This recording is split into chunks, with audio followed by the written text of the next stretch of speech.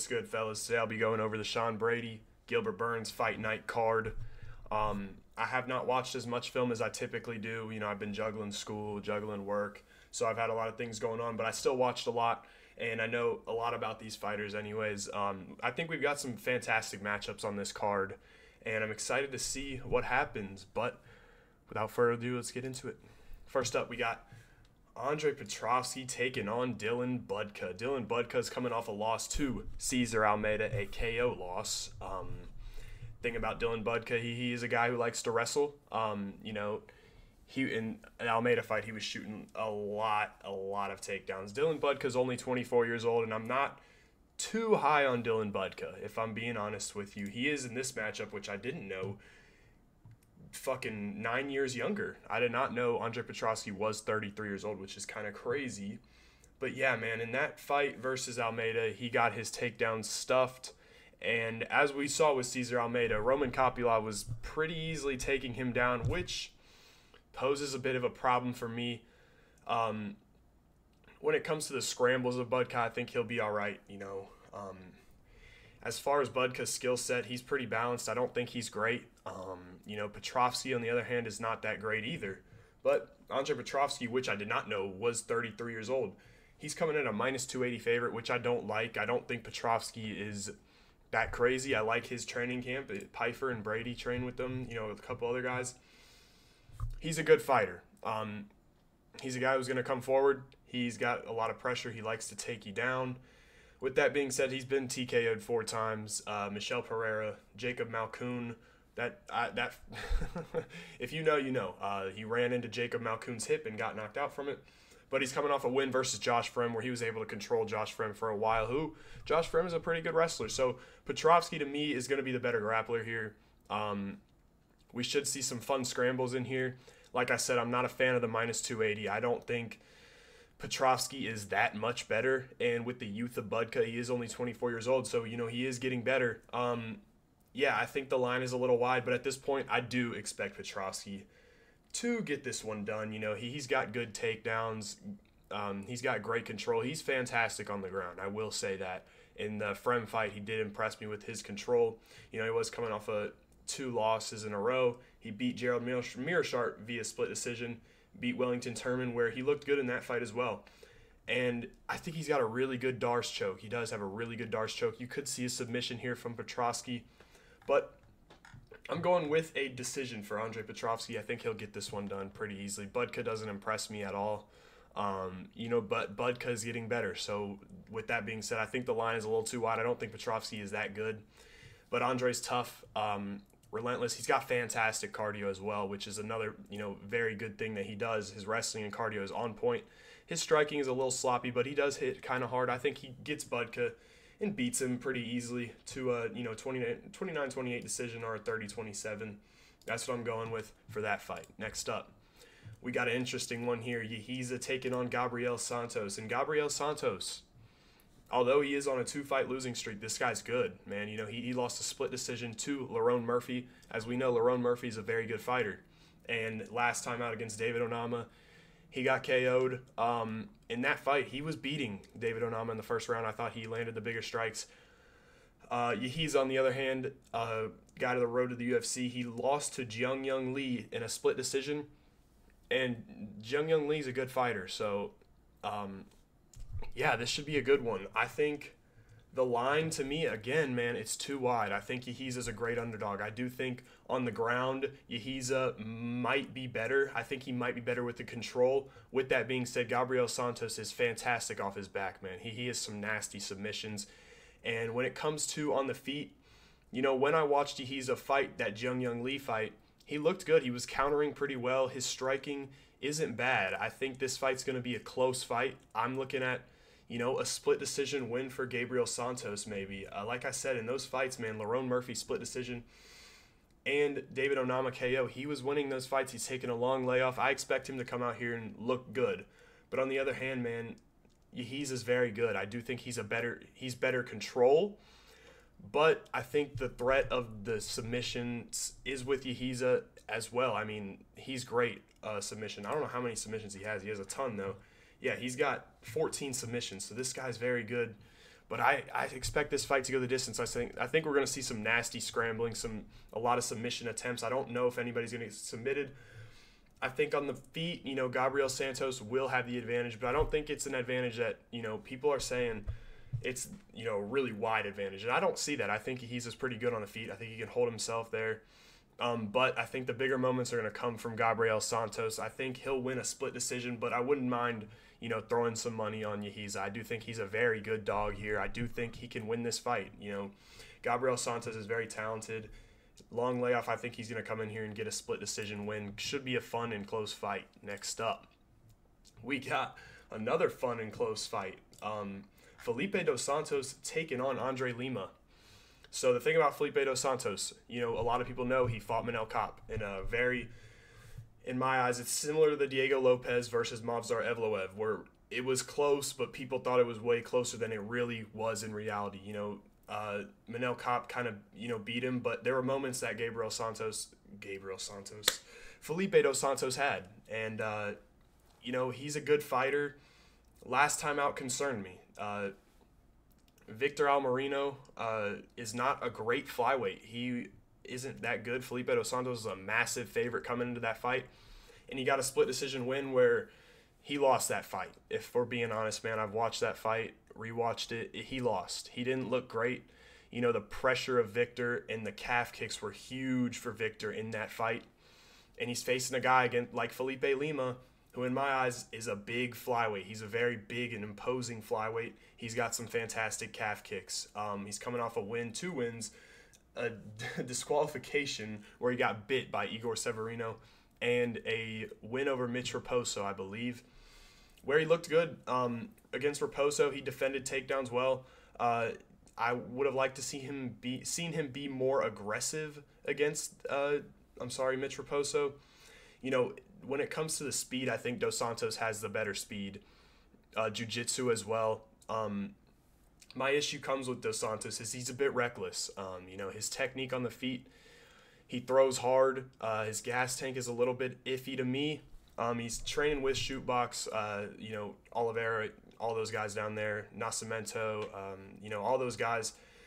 So he's got great jiu-jitsu. My issue with those guys is usually their takedowns aren't that effective. I don't think he's got great takedowns. I think Lima on the feet, like I said, he's going to be bigger. He's going to hit harder. My issue with Lima comes with his volume. I don't think he throws enough volume in, but I do think Lima's better here. The line is at a -130 for Lima,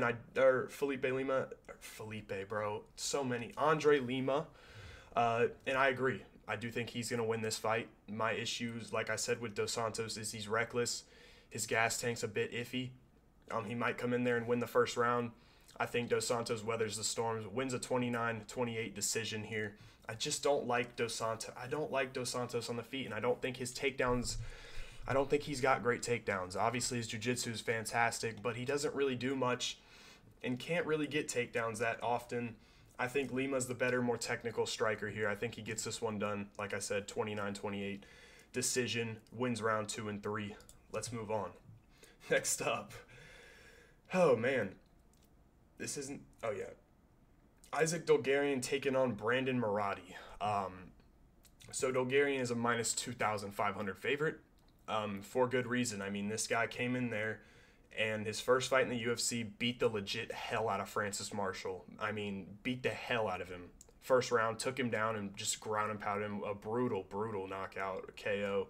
A lot of ground and pound. He's very aggressive on the ground. With that being said, he just did lose a split decision versus Christian Rodriguez, who C-Rod's a very, very good fighter. And you could have given it to Dulgarian. It was a very close fight. Marotte, on the other hand, coming off a loss to Terrence McKinney. As you can tell, this guy's picture is not very good quality, and he's not going to win this fight. I expect Dulgarian to get him out of there in the first round. Dulgarian is very relentless. You can tell by the -2,500, this guy's a problem. He trains at Factory X. His kickboxing and boxing is getting better, but in this fight, he won't have to use it. He's going to take Brandon Marotte down and TKO him in the first round. His control, his grappling is so high level, man. This guy has transitioned. I believe he wrestled in college. His transition to MMA has been flawless. I mean, he's looked fantastic in his fights. He's very aggressive. He's got against C-Rod, I thought he'd gas out. He had a great cardio, and he did gas out a little bit, but I'd expect that. He's going to shoot a lot of takedowns. I think he's going to beat the hell out of Brandon Marotte and TKO him in the first round. Should be an easy fight for Isaac Dulgarian. I'm picking Dulgarian first round, TKO. Next up, boy, oh boy, why is this fight on here? We have Ovince St. Preux taking on Ryan Spann. Look, Spann's on a 3-fight losing streak. I'm not going to lie here. I think Spann should get this one done easily, man. It's kind of a boring fight. I'm assuming the loser will probably be done with the UFC after this. I'm picking Spann, man. He's just the Superman Spann. After that win over Dominic Reyes, it's been Krylov submitted him, split decision, Anthony Smith, which is not good, and Bogdan Guskov TKO'd him. Fuck, I can't even speak right now. But Ovince St. Preux is terrible. I don't know how he beat Kennedy Nzechukwu. I don't know, but we're going to let it fly. I think Spann gets this one done. I think he's going to TKO him in the first round or KO him. Ovince St. Preux is not good. He quits a lot. I don't really know how. Like I said, he beat Kennedy Nzechukwu. I don't know. But I'm going to pick Ryan Spann to win this one pretty easily. So, yeah. Ryan Spann, I'm going to go first round KO, first or second round. I think he gets this one done. He might submit him. We'll see, but I don't like that at all. Next up, we got Rongzhu taking on Chris Padilla, and this is a fight I haven't done much research on. I know both of these guys. I haven't gotten to watch their films. This is probably the only fight I didn't get to watch, so Chris Padilla is not good to me at all. Rongzhu was in the UFC previously. He got choked out by Ignacio Bahamondes. This guy's pretty good on the feet, and he's good on the ground. I don't think Padilla is good at all. Like I said, he's coming off a win versus James Lontop. I just don't think Padilla is great. I'm not high on him at all. I don't think he's good. So I'm going to pick Rongzhu. He's coming at -250. I think he gets it done. He has 30 fights, and he's 24 years old. The Chinese fighters, they usually fight a lot. And, he's a pretty good striker, pretty good on the ground as well. I expect him to get this one done via KO. I'm going to go with a second round KO for Rongzhu. I don't think he's going to lose this fight. Chris Padilla, like I said, I'm not impressed with at all. I'm going to go Rongzhu to win this one. Next up, we got Trevor Peek taking on Yanel Ashmouz. Man, Yanel Ashmouz, he lost to Chris Duncan last time out, took a year off. He fucked up his shoulder in that fight. Versus Chris Duncan. Chris Duncan, that's his name. Yeah, Chris Duncan. He fucked up his shoulder in that fight. Chris Duncan came out there and got the win. I believe Yanel fucked it up in the first round. He couldn't, I believe it was his left shoulder, so he was only throwing his right hand or vice versa. I don't remember which one. But, I mean, look, he broke his fucking shoulder, tore it up or whatever. I don't like that. It's not a thing I'm going to think about as Yanel as a fighter. I do think Yanel is very good. He's fast. He's pretty powerful. He knocked out, oh my gosh, what's his name? Sam Patterson. Yeah, he knocked out Sam Patterson, who is moved up to welterweight now. But Yanel, to me, is better, man. I just, Peek is durable. He's a very big lightweight. In this fight, Yanel is a small lightweight, which concerns me. But I think Yanel is so much more skilled. And Peek, he's coming off a loss. I can't even remember who he lost to, bro. Charlie Campbell, who's a great fighter. And my issue with Yanel, it's not even my issue with Yanel. It's really Peek. He's so fucking durable, man. I don't know how you finish this guy. With that being said, Yanel has a very powerful right hand. His head movement is great. He's very fast. I think he'll be okay to, stuff takedowns. I'm picking him to win this fight. I'm pretty confident he'll get this one done. There's always that thought in the back of the head, though, because Trevor Peek, like I said, is durable. He's going to come forward. He's very reckless. But I don't know, man. It's a tough fight just due to Trevor Peek, really. Yanel was at an underdog. I really would have liked to bet a lot on him when he was an underdog. I missed the opportunity. I think he gets this one done, man. Peek, to me, he is imposing. He's relentless. He's got a fantastic chin. He's always going to come forward, which is annoying, but I think Yanel's going to have the bigger moments and possibly hurt Peak. I do think that's possible. You know, Yanel throws a lot into his shots, and if he lands that right hand, it's very powerful. He's very fast. He's good on the ground. I just think it's similar to that Chepe Mariscal fight where Trevor Peak lost. I just think Yanel is so much better. Where, you know, Chepe was a featherweight. He is a featherweight. And Yanel, in similar fashion, is a bit of a small lightweight. I think Yanel is just so much more skillful. I think he's going to get this one done. But it worries me because of how durable Peak is, and, you know, he's very annoying to fight, I'm assuming. But, yeah, I'm picking Yanel via a decision. I think he gets this one done 30-27, 29-28, something in that fashion, but pretty convincingly. I do think Yanel is going to win this fight. I'm probably betting on him to win. So, yeah, let's move on. Next up, we got Cody Durden taking on Matt Schnell. Interesting fight. So as we know with Matt Schnell, this guy's chin is very, very bad. One of the worst chins I've ever seen in my life. I mean, I remember I think it might have been against Pantoja. He just like went limp on like some pitter-pat ground and pound shots. It wasn't even crazy. Now he's taking on Cody Durden, a short notice replacement. The thing about Matt Schnell is I actually do think he is kind of skilled. I do think, you know, he is skilled. When he fought Steven Erceg, he had no problem on the feet. I mean, he did, obviously, until he got knocked out. But he was landing some clean shots, and he does hit kind of hard. And, yeah, man, he's not that bad. In the wrestling department, I think he can keep up with Durden. I do think Durden's a bit better. But Schnell, dude, I really don't think he's bad at all. I don't know. It's just his chin is so unreliable, man. It's so bad. It's the worst in the UFC. Durden, on the other hand, just coming off a loss versus a TKO, or KO, his first in his career, versus Bruno Silva, who I picked Bruno Silva to get a KO, and I got that at plus 1,000 odds and made a lot of money because I bet on that. And, yeah, Cody Durden, he was winning that fight. He was piecing him up. He's got a bit of an interesting striking style. With that being said, do I think Matt Schnell can tag him? Yeah, I do. Cody Durden is very tough. He's a dog. You know, this fight is on extremely short notice. I mean, I think this got announced about 1 or 2 days ago. So, yeah, it's on short notice, but a guy like Cody Durden, to me, is always in shape. I think he's always ready to go. I believe he trains at Coconut Creek at American Top Team, so I think he's going to be ready to go here. I think we'll get out of the first round. I'm expecting Durden to get a round 3, you know, ground and pound TKO finish. I love his gas tank. He's a dog, man. Like I said, he's coming out there and he's, you know, piecing guys up, giving people problem. You know, he gave Tagir Limbekov problems. You know what I mean? He's a dog. He's not going to give up. He's a great ability to recover. And, you know, Bruno Silva caught him with a nasty uppercut. I'd expect that to put a lot of people out. And it did put him out. But I'm expecting Cody Durden to get this one done. I think, like I said, a round 3, round 2 TKO on the ground, something like that. I'm going with Durden to win this fight. Yeah, let's move on. Next up, a fan favorite, Stevie Garcia, taking on Kyle Nelson. So Kyle Nelson was supposed to fight Calvin Kattar, and that fight fell through. So Steve Garcia steps in, and Steve Garcia, we need to get this man out of the fucking apex now, because he is one of the most entertaining fighters on the roster. This guy's always going to come forward, always looking for the knockout immediately, throws everything into his shots. Great wrestler as well. Yeah, I think this is a fun fight, man, you know. Sungwoo Choi's coming off a knockout 1 month ago. Melquizel Costa, Nerden Becky knockout. This guy's got 4 knockouts in a row, man. 4 in a row in the first round, I believe. Look, he's fantastic when it comes to the pressure in the boxing on the feet. I think, you know, in this matchup, Kyle Nelson, to me, I don't think he's bad. He's improved a lot. When it comes to the wrestling and the grappling and the physicality, to me, the physicality and the work in the clinch will be done, if any at all, by Kyle Nelson.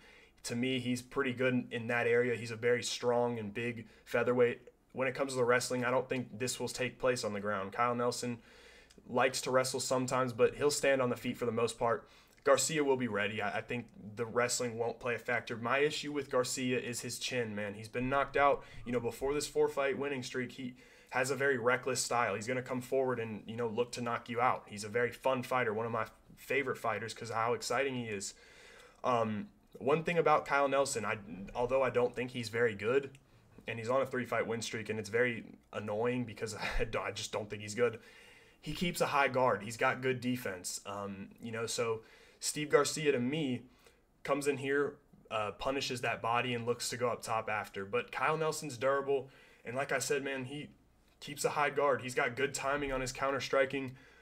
Stevie Garcia's coming at minus 175. I think this is I think it's a close fight. I do. Like I said, the timing of Kyle Nelson, he's got a big right overhand that he'll throw. If it lands, it's trouble for Steve. Steve doesn't have a good chin, man. Like I said, he's been dropped. Even in this 4-fight win streak where he's been knocking people out, he does go through some adversity. He'll get cracked. Sure, Durden Becky hit him a couple times, dropped him a couple times, and Steve Garcia will not give up. He's very durable. When it comes to that, his chin, obviously you can't control that. But he's, if he gets rocked, I expect him to, recover. But it's a tough fight, dude, because of, Kyle Nelson's looking for that. He's looking for someone to be aggressive so he can counter you. And he's got good timing on his counter shots. I will give him that. I don't think he's good, but it's annoying because Calvin Kattar probably would have beat the legit hell out of this guy over 3 rounds. But I think he gets this one done. I think Steve gets this one done, man. I'm trusting him. I really hope he wins this fight. I think he'll work the body early and box the body and come around with an overhand and knock Kyle Nelson out. Kyle Nelson has been finished before, and I do remember in this draw versus Doo Ho Choi where he would have lost the fight. I mean, he would have lost if I believe Doo Ho Choi got a point deducted, which was ridiculous. It shouldn't have been deducted. It was absurd to me how that happened, but he should have lost that, and he got dropped a couple times.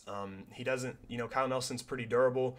But when you're in front of Steve Garcia, man, this guy hits like a fucking truck. He does. So I'm going to pick Stevie Garcia to get this one done via I'm going to go second round knockout. I think, we'll see maybe Kyle Nelson land something big and drop Steve Garcia. But I think Steve Garcia is going to recover, come out in the second round and finish Kyle Nelson. And I really do hope Steve Garcia wins this fight, man. I'm sick of seeing Kyle Nelson win, to be honest. But yeah, let's move on. Next up, we got Jessica, my favorite OnlyFans creator, Andrade, versus Natalia Silva. I'm going with Natalia Silva here. You guys know I don't watch much WMMA. But to me, Natalia Silva's, at this point, a lot more athletic. She's got great kicking game. Andrade isn't great to me. I think she's just loop shots, and Natalia's a lot faster to me. I think she gets this one done pretty easily. So yeah, that's my co-main event pick. Moving on to the main event, we got Sean Brady taking on Gilbert Durinho Burns. Look, I've seen a lot of people talking about and betting a lot on Gilbert because he is a sizable underdog here, and saying that Sean Brady's not good. And I really am here to tell you that Sean Brady is one of the best grapplers at welterweight. There's not a doubt in my mind, man. This guy, his only loss is coming to Bilal Muhammad, who has some of the best takedown defense of all time, really. I mean, Bilal is such a dub. Shout out to Bilal. He actually retweeted my tweet. My dog, bro. But anyways, yeah. Sean Brady, I do think Sean Brady's really good on the ground. He is fantastic on the ground.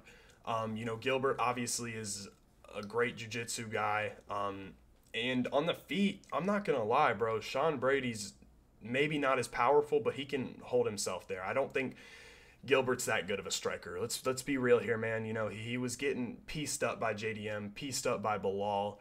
He got knocked out by, Usman. I really don't think Gilbert Burns is that good. I'm not going to lie to you guys. He's 38 years old now.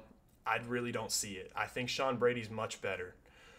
Like I said on the feet, man, I don't think Burns is that good. He was getting his ass kicked by JDM before those takedowns, and I do think that somehow Gilbert Burns was gonna win that fight because the judges had it 2-0 Gilbert, which is fucking ridiculous to me because clearly JDM won the first round to me. I don't know, but anyways, yeah, Gilbert.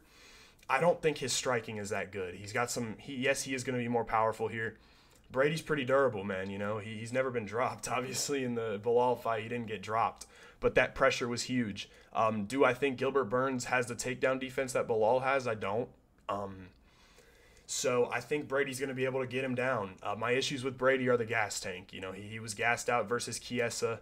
I don't know what was the case there, but this is a 5-round fight, and Gilbert's not that easy of a guy to get out of there. He's pretty durable on the feet and on the ground. Obviously, he's very, very good. But Sean Brady, to me, is going to be able to hold Gilbert down. I think he might, be able to get a finish, too.